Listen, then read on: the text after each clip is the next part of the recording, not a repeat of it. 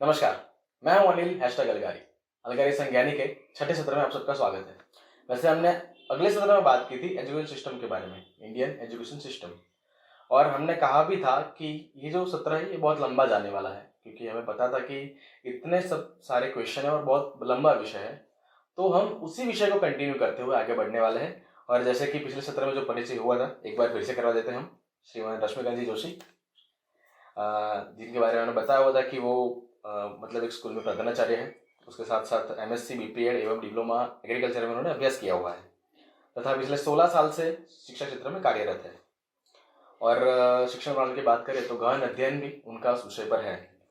तो रश्मिकांत जी, हम सत्र को आगे ले जाते हुए आपका पुनः स्वागत करते हैं। धन्यवाद जी।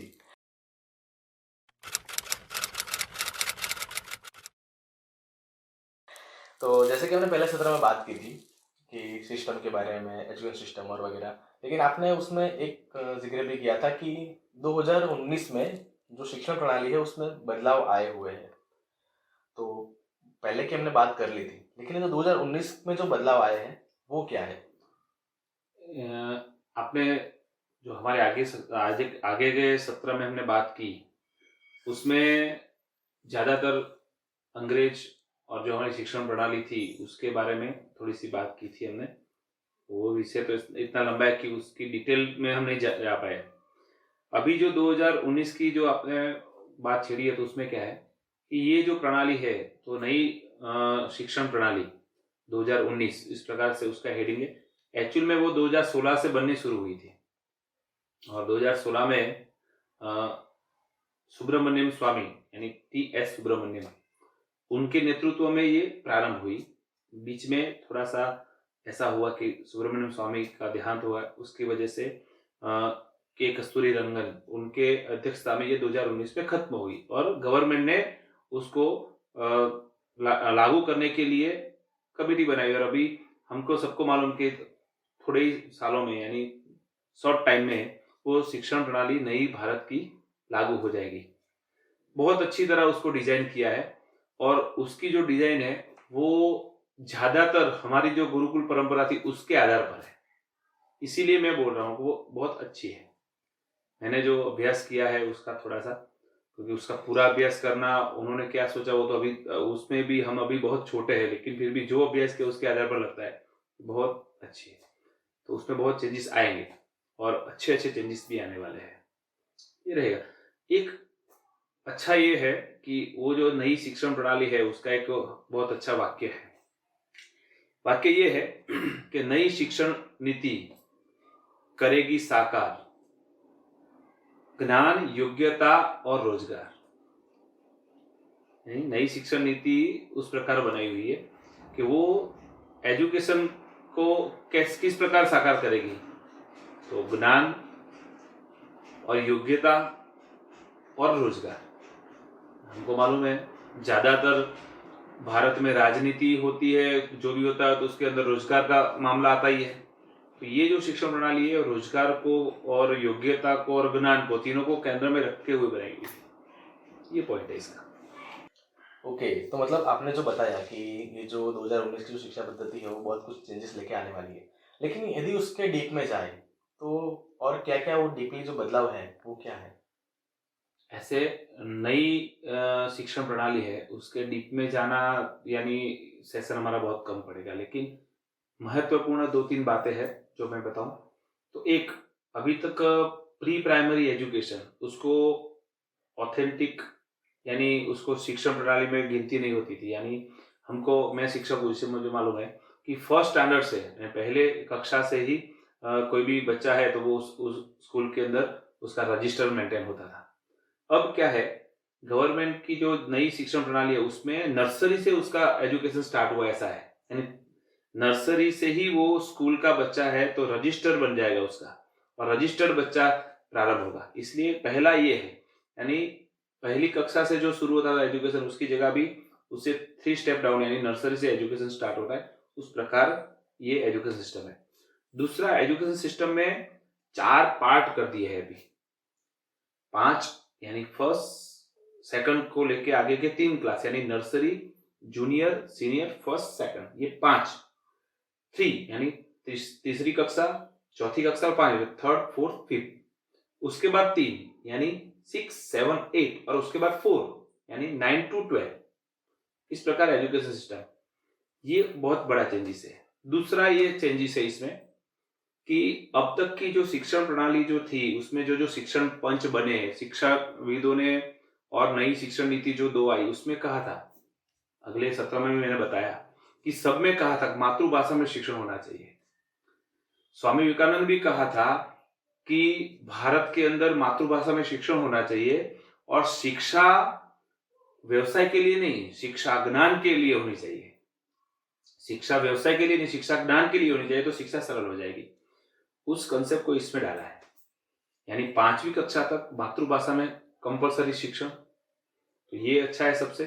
दूसरा, 6ठी कक्षा से व्यवसाय शिक्षण, जो हमारे गांधी बापू ने बुनियादी स्कूलें जो स्टार्ट की थी, यानी बुनियादी विद्यालय, उसमें गांधी बापू का कंसेप्ट यही था कि स्वरोजगार और रोजगार लक्षी शिक्षण वो होना चाहिए और उसकी शुरुआत सफाई से होनी चाहिए। और उस समय ऐसे तो बताना नहीं चाहिए, लेकिन कोठारी पंच है, यानी 1976 और उसके बाद तो कोठारी पंच ने जब नई शिक्षा नीति लाए तब कोठारी पंच ने ऐसे कहा था बुनियादी शिक्षण वो समय व्यतीत करने वाला, यानी समय को बिगाड़ने वाला शिक्षण है। वो गलत था। गांधी बापू इतने सालों से जो कह रहे थे, अभी ये शिक्षा नीति में आ रहा है कि 6ठी कक्षा से व्यवसाय लक्षी शिक्षा, यानी बच्चे को जो रुचि है उसके आधार पर उसको फील्ड मिलेगा। जिस बच्चे को इंजीनियरिंग में रुचि है तो उस साइड जाएगा। कोई बच्चा है ऐसा जिसको ड्राइंग में रुचि है तो वो ड्राइंग के फील्ड में आगे बढ़ेगा। सिंगिंग, बहुत से ऐसे बच्चे सिंगिंग अच्छा कर लेते हैं तो वो उसमें स्पोर्ट्स है तो स्पोर्ट्स के लेवल पे आ गया, तो 6ठी कक्षा से आ गया। ये चेंजेस बहुत बड़ा है। दूसरा से चेंजेस है जो अकल्पनीय है, थोड़ा सा उसको मैनेज करने में भी दिक्कत रहेगी। वो चेंजेस ये है कि कॉमर्स, साइंस और आर्ट्स निकल जाएंगे। ऐसा बोलते हैं तो बहुत लोगों को ऐसा तो रहेगा क्या, सब सब्जेक्ट रहेंगे लेकिन उसका फील्ड निकल जाएगा। यानी बहुत से बच्चे ऐसे हैं कि 10th के अंदर उसको एसएस भी आता है, साइंस भी आता है, लेकिन मैथ्स की वजह से वो फेल होता है तो उसका पूरा साल बिगड़ता है। तो जिस बच्चे को मैथ्स नहीं करना है ना, तो वो मैथ्स निकाल के साइंस भी ले सकता है, एसएस भी ले सकता है, साथ में अकाउंट स्टेट भी ले सकता है। यानी साइंस भी पढ़ सकता है, अकाउंट भी पढ़ सकता है, हिस्ट्री भी पढ़ सकता है, ज्योग्राफी भी पढ़ सकता है। यानी मुझे लगता है कि मुझे इतने सब्जेक्ट अच्छे आते हैं तो मैं वो 6-7 सब्जेक्ट के साथ मेरा ग्रेजुएशन तक काम कर सकता हूँ। यानी कोई अलग से साइंस में जाए तो इतने ही सब्जेक्ट पढ़ सकता हूँ या इतना ही सब्जेक्ट पढ़ा सकते हैं, ऐसा नहीं है।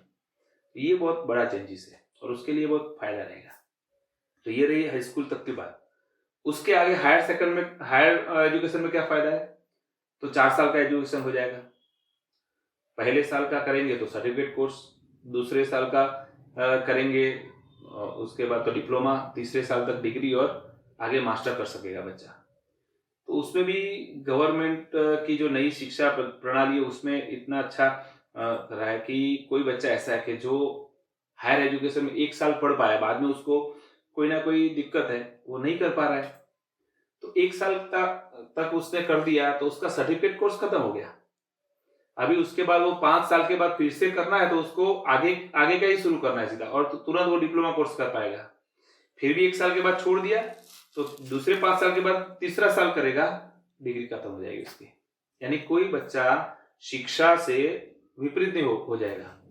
वो चाहे जो भी उम्र में चाहे उस उम्र में वो अपनी शिक्षा जहां से उसने छोड़ी है वहां से शुरू कर पाएगा और उसके रुचि के आधार पर। तो ये बहुत बड़ा चेंजेस रहेगा। Wow, that's great. मतलब काफी कुछ बदलाव आने वाला है बहुत, क्योंकि मुझे भी कुछ नया जानने को मिला कि आपने बताया साइंस, कॉमर्स एंड आर्ट्स वो निकल जाएगा। मतलब वो थोड़ा मानने में नहीं आता कि साला तीनों मतलब आर्ट्स, कॉमर्स, साइंस में एक साथ कर सकते हो, तो ये बढ़िया रहेगा। लेकिन आपने जैसे बताया कि nursery, then senior, junior, senior and first, second, तो एक सवाल ऐसा मन में आता है कि जो शिक्षा जो मतलब चालू करने की जो उम्र है वो कौन सी होनी चाहिए या फिर कौन सी है? ऐसे तो इंटरेस्टिंग सवाल है आपका।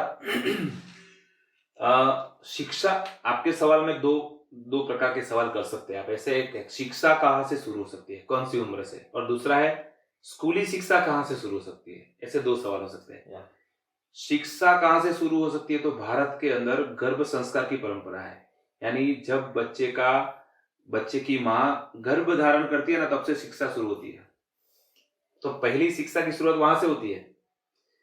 और दूसरी बात यह है कि स्कूली शिक्षा कहाँ से शुरू हो जाए, तो अभी नई प्रणाली के आधार पर और पुरानी सिस्टम के आधार पर जब बच्चा खुद भाषा और समझना शुरू कर दे और बोलना शुरू कर दे, तब से उसको शिक्षा सिखानी चालू करनी चाहिए। तब तक उसको खेलने देना चाहिए उसके आधार पर। तो 3 साल की उम्र ऐसी है कि वहां से शिक्षा शुरू होती है, भारत के अंदर भी और बाहर। इसीलिए हमारी पुरानी परंपरा में भी है कि 3, 4, 5 साल के आसपास उसको यज्ञोपवीत संस्कार दिया जाता था, उसके बाद उसको गुरुकुल में भेजा जाता था। तो अभी नई शिक्षा प्रणाली है, उसमें 3 साल के बाद शिक्षा प्रारंभ कर सकते हैं, नर्सरी में भेज सकते हैं, लेकिन 3 साल के बाद, तब तक नहीं। और 6 साल खत्म होते ही वो फर्स्ट में आएगा। तो ये तो शिक्षा प्रारंभ होती है तो गर्भ से ही, लेकिन स्कूली शिक्षा 3 साल के बाद प्रारंभ होगी। ये बहुत है। जैसे कि योग गुरु का एक उदाहरण दूं तो योग गुरु से इस बारे में प्रश्न पूछा गया कि योग कौन सी उम्र में करना चाहिए। तब उसको योग गुरु ने कहा था कि आपका सवाल गलत है, कौन सा योग कौन सी उम्र में करना चाहिए, वो सवाल होना चाहिए। इस प्रकार शिक्षा भी ऐसा है। जैसे बताया उन्होंने, ऐसा दिया था कि जैसे योग तो सभी उम्र में योग कर सकते हैं। जैसे बच्चा गर्भ में हो तो गर्भासन कर रहा है, ठीक है, और बड़ी उम्र वाले लोग तो शवासन भी कर सकते हैं। तो उसी प्रकार शिक्षा भी हमारे जीवन के साथ ही चलती है। शिक्षा कभी खत्म नहीं होती है, लेकिन सभी उम्र के आधार पर अलग अलग प्रकार की शिक्षा होती है। स्कूली शिक्षा 3 साल से शुरू होगी, बाकी शिक्षा तो गर्भ से शुरू होती है। सही है, ये भी सही है।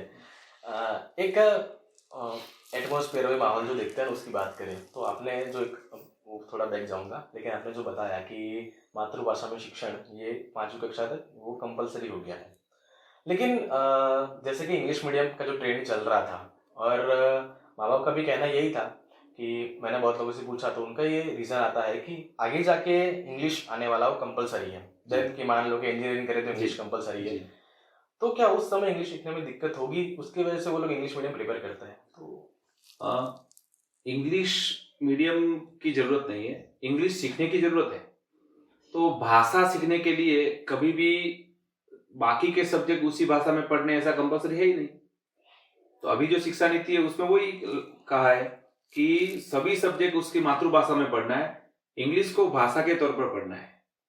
दूसरा एक बताऊं आपको, थोड़ा सा अचंभा भी होगा कि मैं ज्यादातर मातृभाषा के आधार पर बहुत बार कई जगह पे जाता हूं, तो मेरी बातचीत होती है। तो इस प्रकार मैंने इंग्लिश स्पीकिंग करवाने वाले क्लास में भी मैंने एक सर्वे करवाया, तो ज्यादातर इंग्लिश स्पीकिंग के जो क्लासेस है वहां पे इंग्लिश मीडियम के बच्चों के एडमिशन ज्यादा है। तो वो क्यों? उसका कारण यही है कि वो बच्चे इंग्लिश अच्छी तरह नहीं बोल पा रहे। तो भारत में ये समस्या रहेगी क्योंकि उसके आसपास का जो वातावरण है, आपने बताया इस प्रकार एटमोस्फियर नहीं मिल रहा है उसको इंग्लिश का, तो वो इंग्लिश बोलेगा। यही बच्चे को आप 1-2 महीना या 1 साल अमेरिका भेज दो, वो इंग्लिश बोलना शुरू कर देगा। तो इंग्लिश सीखने के लिए मैं ज्यादातर पेरेंट्स को बोलूंगा, इंग्लिश सीखने के लिए इंग्लिश मीडियम में पढ़ाने की कोई जरूरत नहीं है। उसको एटमोस्फेयर दीजिए, उसको बार बार इंग्लिश न्यूज़पेपर पढ़ाइए, इंग्लिश न्यूज दिखाइए, इंग्लिश स्टोरिया सुनाइए उसको, या इंग्लिश स्टोरिया पढ़ाइए, तो हो जाएगा। इसलिए अभी नई शिक्षण नीति है, उसका कोई विरोध करेगा तो उसको ये बात पता होनी चाहिए, भाषा सीखने के लिए कभी भी सभी सब्जेक्ट उस भाषा में पढ़ना कंपलसरी नहीं है। ठीक है, चलिए। अच्छा, अभी टेक्नोलॉजी का ज़माना है, तो टेक्नोलॉजी मतलब बहुत ग्रो कर रही है और हर जगह देखने जाए तो गवर्नमेंट के द्वारा या फिर कहीं ना कहीं स्कूलें एडवांस होती जा रही है टेक्नोलॉजी में। अभी लॉकडाउन आ गया तो हमें पता है कि बच्चे मतलब 1 साल का वैकेशन वो उन्होंने अभी मतलब बिताया हुआ है। तो ये जो ऑनलाइन शिक्षण पद्धति जो अभी मतलब चल रही थी, तो 2 सवाल थे। एक तो आपका उस समय क्या अनुभव था ऑनलाइन शिक्षा पद्धति के समय, मतलब जो पढ़ा है वो, और दूसरा कि ये क्या बच्चे के लिए हितावह है क्या? एक बताऊं तो हमारी जो परंपरा है, यानी भारतीय परंपरा, उसके लिए एक शब्द यूज होता है, चिर पुरातन और नित्य नूतन। यानी भारतीय परंपरा है वो नित्य नूतन और चिर पुरातन, उस प्रकार की परंपरा है। 3 शब्द है नित्य, यानी भारतीय परंपरा में कोई भी काम नित्य करने के लिए बोला है। इसलिए हम देखिए, हम घर में हर रोज पूजा करते हैं, घर की सफाई हर रोज करते हैं, यानी नित्य का काम है। दूसरा, भारतीय परंपरा में नूतन, नूतन यानी क्या, जो भी नया है और उस समय में वो योग्य है तो उसको स्वीकारना चाहिए। ये परंपरा भारत की रही है। भारत जड़ नहीं है दूसरी परंपरा की तरह। बहुत सी ऐसी परंपरा है उसमें आज भी पृथ्वी को सपाट बोलते हैं और वो लोग अभी भी वही सोचते हैं, वो पृथ्वी सपाट ही है, लेकिन वो गलत है। पृथ्वी गोल है तो गोल है, भारत तो स्वीकारता ही है। तो भारत नित्य और नूतन में भी मानता है और भारत चिर पुरातन भी है। उनको पता भी है चिर पुरातन परंपरा है हमारी, और चिर पुरातन का अर्थ यही है वो पुरातन से चलती आ रही है, चिर चिर विजयी होने के कारण वो चलती भी रहेगी। तो भारतीय परंपरा के आधार पर हमने भी लॉकडाउन के अंदर, मैंने खुद ने भी ऑनलाइन क्लासेस लिए, मुझे पता है कि उस समय की मांग थी तो जरूरी थे, और उसके लिए भारत ने कहीं पीछे हट नहीं की। किसी ने भी ऐसा नहीं बोला कि ऑनलाइन क्लासेस नहीं लगे, बच्चे ने भी ऐसा नहीं बोला है, पेरेंट्स ने भी ऐसा नहीं बोला, वो पढ़े हैं। आज भी बच्चे ऑनलाइन के माध्यम से पढ़े भी है, उनको आता भी है, उनकी एग्जाम भी हुई है, उनके रिजल्ट भी अच्छे आए हैं। हाँ, इतना है कि सामने गुरु हो और सामने शिष्य हो, और जो पढ़ाई होती है उसमें और ऑनलाइन पढ़ाई में थोड़ा सा डिफरेंट है। क्यों? तो आंखों की जो शर्म रहती है ना, वो नहीं रहती। उसकी वजह से छोटे बच्चे डिसिप्लिन, संस्कार वो सब नहीं सीख पाएंगे। शायद कंटेंट यानी उसका जो सब्जेक्ट है वो सीख पाएंगे, लेकिन गुरु के ऊपर से आदर्श लेना है ना, वो नहीं ले पाएंगे। इसीलिए ऑनलाइन शिक्षण सिर्फ ऑप्शनल अच्छा ही है, मैं उसके लिए ना नहीं बोल रहा हूँ, होना चाहिए लेकिन ऑप्शनल। बाकी लाइव एजुकेशन, स्कूल में जाके पढ़ना, गुरु के सामने पढ़ना, वो तो जरूरी है। एग्जैक्टली मतलब कभी बार मेरी बात होती रहती कहीं बच्चों से फैमिली में, तो ये बात तो है कि शिक्षा जो है वो सिर्फ मैथ्स साइंस वो नहीं पढ़ाती, वो हमें लाइफ कैसे जीना वो पढ़ाती है। बिल्कुल, तो एग्जैक्टली आपने जो कहा वो अच्छा। लेकिन हमने देखा है कि आजकल क्या है ना कि फिजिकल जो बच्चों की स्ट्रेंथ है वो कम होती नजर आ रही है, क्योंकि मुझे पता है कि जो स्कूलों में स्पोर्ट्स को भी उतना ही महत्व दिया गया है जितना कि शिक्षा को दिया गया है। तो उसका रेशियो कितना है वो देखने जाए तो? उसमें क्या है, ऐसे तो हमारी जो राइट टू एजुकेशन की सिस्टम है, दूसरा हमारे जो शिक्षणविद है सब, उन सब के आधार पर हर रोज 1 घंटा कंपलसरी मैदानी खेल बच्चों को होने चाहिए, वो है। लेकिन प्रैक्टिकली तौर पर अभी शिक्षा के अंदर में हूँ इसलिए मुझे मालूम है हर रोज पॉसिबल नहीं है, क्योंकि सब्जेक्ट इतने हैं तो स्कूल नहीं कर पाएगी। स्कूल की लिमिटेशन है, उसमें स्कूल की भी मैं नहीं बोल रहा हूँ स्कूल की कोई गलती है, स्कूल की भी लिमिटेशन है, मर्यादा है। उसके पास सब्जेक्ट इतने हैं और टाइमिंग कम है, यानी गवर्नमेंट रूल्स के हिसाब से एक वीक में 27 घंटा पढ़ाना होता है। तो 27 घंटे में कम से कम 7 से 8 सब्जेक्ट उसको न्याय देना है, तो हर रोज व्यायाम का 1 घंटे का एक पीरियड रखना पॉसिबल ही नहीं है। तो बच्चों की जो फिजिकल फिटनेस कम हो रही है, उनकी क्षमता कम हो रही है, शारीरिक क्षमता, उसके आधार पर पेरेंट्स को थोड़ी सी चिंता करनी पड़ेगी कि बच्चों को स्कूल के अलावा अपने घर के आसपास कहीं मैदानी खेल खिलाने चाहिए, वो कंपलसरी है। कम दूसरा ये है कि एजुकेशन इतना जरूरी है, साथ में जो एजुकेशन तो है लेकिन उसके पास जो स्टेमिना नहीं होगा तो वो बच्चा लॉन्ग समय काम नहीं कर पाएगा। जैसे हम देखें तो आज हमारे साइंटिस्ट है, रातों और घंटों तक खड़े रह के हमारे लिए कुछ ना कुछ नया संशोधन करते हैं। आज हमारी आर्मी है, दिन रात खड़े रह के देश की सुरक्षा करते हैं। हमारे किसान भाई लोग हैं तो खेत में इतनी मजदूरी करके धान उगाते हैं, तो वो सब फिजिकल फिट है इसलिए वो कर पा रहे हैं। तो आज के जो युवा हैं वो फिजिकल फिट नहीं है, तो अगली आने वाली पीढ़ी में इस प्रकार के लोग कहाँ से मिलेंगे हमको? तो फिजिकल फिटनेस में ज्यादातर बच्चों को स्ट्रांग बनाने के लिए थोड़ा सा अभिभावक यानी पेरेंट्स को ध्यान देना पड़ेगा, क्योंकि स्कूल की लिमिटेशन आ जाती है। इसीलिए अभिभावकों को याद रखना है कि हमारे बच्चों को फिजिकल फिट बनाने के लिए हमको थोड़ा सा भी कुछ समय एडजस्ट करके हर रोज उनको मैदानी खेल खिलाने हैं, तो ये जरूरी है। तो आप जो कह रहे हैं ना वो हो पाएगा, वरना आने वाली पीढ़ी हम अपेक्षा करते हैं उस प्रकार आने वाली पीढ़ी नॉलेजेबल होगी, लेकिन उस नॉलेज को कुछ नया करने के लिए यानी उसका इनोवेशन करने के लिए वो खड़ा रह के काम नहीं कर पाएगी। तो क्या करेंगे? नॉलेज है लेकिन काम नहीं कर पा रहे, तो हमको जो चाहिए उस प्रकार का डेवलपमेंट नहीं होगा, यानी नए संशोधन नहीं होंगे, कोई भी क्षेत्र में नया काम नहीं होगा, इवन अच्छे किसान पैदा नहीं होंगे, वो खेती कर पाएंगे ऐसे, अच्छे मजदूर तैयार नहीं होंगे, अच्छे आर्मी वाले तैयार नहीं होंगे, अच्छे सिविल कंस्ट्रक्शन करने वाले लोग तैयार नहीं होंगे, इंजीनियर्स तैयार नहीं होंगे, तो ये मर्यादा रहेगी, तो ध्यान देखना चाहिए। वो एक मैंने सुना था 3 एम जो आते हैं, like money, muscle and mind. Muscles यानी कि जो ताकत की बात हो गई, तो वही फिजिकल फिटनेस। बिल्कुल एग्जैक्टली। अच्छा, अभी वर्तमान में कैसा होता है, या फिर क्या था कि जैसे जैसे फील्ड बढ़ती गई है, क्या है ना कि कोर्सेज बहुत बढ़ गए हैं। अभी मुझे लगता है कि जो पहले साइंस, कॉमर्स, आर्ट्स उसको लेके फिर आगे बढ़ते थे, अभी उसमें भी इतने पार्ट है कि बच्चे कंफ्यूज होते हैं। तो आगे जाके कम उम्र है तो उतनी समझ भी नहीं है, तो आगे जाके कौन सी फील्ड लेनी उसमें बच्चे कंफ्यूज होते हैं। तो वो जो कारकिर्दी के लिए जो गाइडलाइंस तो नहीं मिल पाती, तो उसके लिए क्या करना चाहिए? यानी सभी बच्चे को उसमें क्या है कि बच्चे को घर में उस प्रकार का एटमॉस्फेयर मिलता है ना, तब बच्चे अपनी रुचि तैयार करते हैं। दूसरा, बच्चे को जो ज्यादा ऑब्जर्व करता है ना, उसको उसकी रुचि पता होती है। तो वो दो लोग हैं, यानी खुद बच्चा, एक मुझे कौन सी रुचि है, दूसरा उसको ज्यादातर ऑब्जर्व करने वाले हैं वो लोग, वो दोनों के मत के आधार पर बच्चे को कौन सा फील्ड तय करना चाहिए, वो सब लोग थोड़ा सा ध्यान देने चाहिए। उसमें क्या है कि बहुत से ऐसे बच्चे रहते हैं, उसको 2-3 प्रकार की रुचियां रहती है। एक अच्छा ड्राइंग करता है, लेकिन साथ में उसका इंजीनियरिंग माइंड भी है, और उसके ऊपर जो ध्यान देता है अभिभावक या उसका शिक्षक जो भी है, वो उसको पता है कि अच्छा ड्राइंग कर पा रहा है, लेकिन उसका मैथ्स अच्छा है, यानी उसको इंजीनियरिंग माइंड में है और उसका मैथ्स भी अच्छा है। बाद में तय करना चाहिए उसको कौन से फील्ड में जाना है।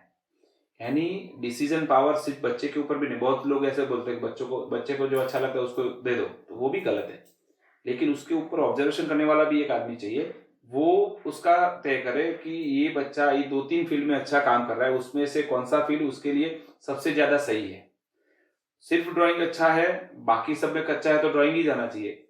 लेकिन ड्राइंग अच्छा है, उसके साथ दूसरे 1-2 फील्ड भी है, तो वो इस प्रकार गाइडेंस 2 प्रकार से मिल सकता है उसको। यानी जैसे 3 इडियट पिक्चर्स आ गया, तो वो पिक्चर्स के आधार पर बहुत से लोगों ने ऐसा सोच लिया कि बच्चे को उसके डिसीजन लेने दो, वो गलत है।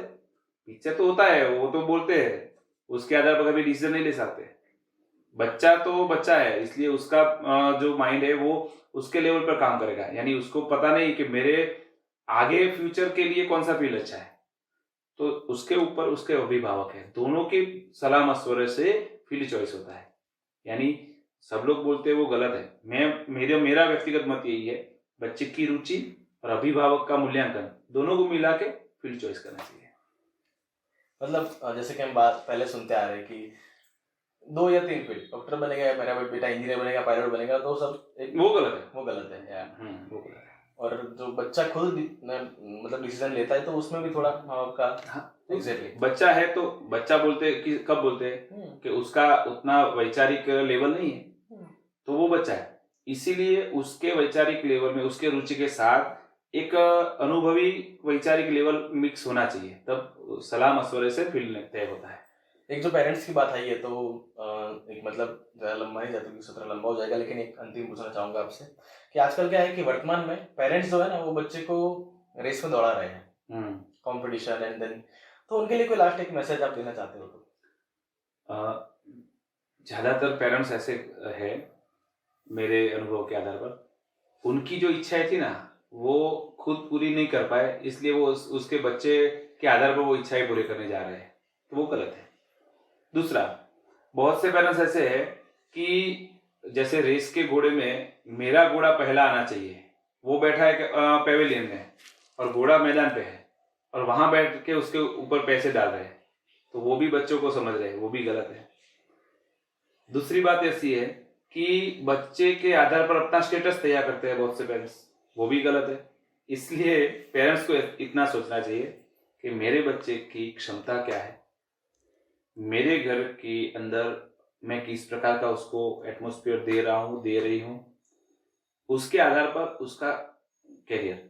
दूसरा, मेरे घर के अंदर व्यापारी वातावरण है और दूसरे पड़ोस में डॉक्टर है, तो उसका बच्चा डॉक्टर बन रहा है तो मेरा बच्चा डॉक्टर बनना है ऐसा कंपलसरी नहीं है। व्यापारी वातावरण है तो मेरे बच्चे को व्यापारी बनाओ ना, तो उसका और इसका फील्ड अलग हो गया तो रेस में दौड़ाना ही नहीं है, रेस खत्म।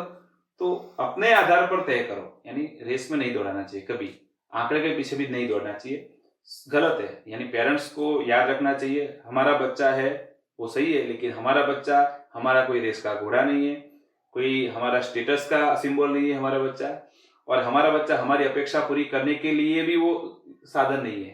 ये 3 बात है, वो ध्यान में रखनी चाहिए। बहुत हो गया, बच्चा अपने आप ग्रोथ करेगा। चलिए, मतलब बहुत कुछ शिक्षा के बारे में और हमें पता है कि एजुकेशन सिस्टम जो है वो कैसे वर्क करती है, और कुछ मैसेज जो पेरेंट्स को मिल गया होगा जो देख के, तो वो भी एक आगे जाके आप भी ग्रो करने वाले हो, आई नो, देख के। लेकिन ऐसे भी कुछ सवाल है एजुकेशन सिस्टम के बारे में जो मुझे लगता है कि कभी वो रह गए हो, तो आप मुझे कमेंट करके बता सकते हैं। एंड देन कि ऐसे ही अलग अलग टॉपिक में हम बात करने वाले हैं आगे, अलग अलग एजुकेशन या फिर कोई ना कोई नॉलेज के पर्पस के विषय पर। तो ऐसे ही विषय देखने के लिए आप चैनल को सब्सक्राइब करें, बेल आइकन दबा दीजिए, और हाँ, बने रहिए हमारे चैनल के साथ। तब तक के लिए मिलते हैं, धन्यवाद।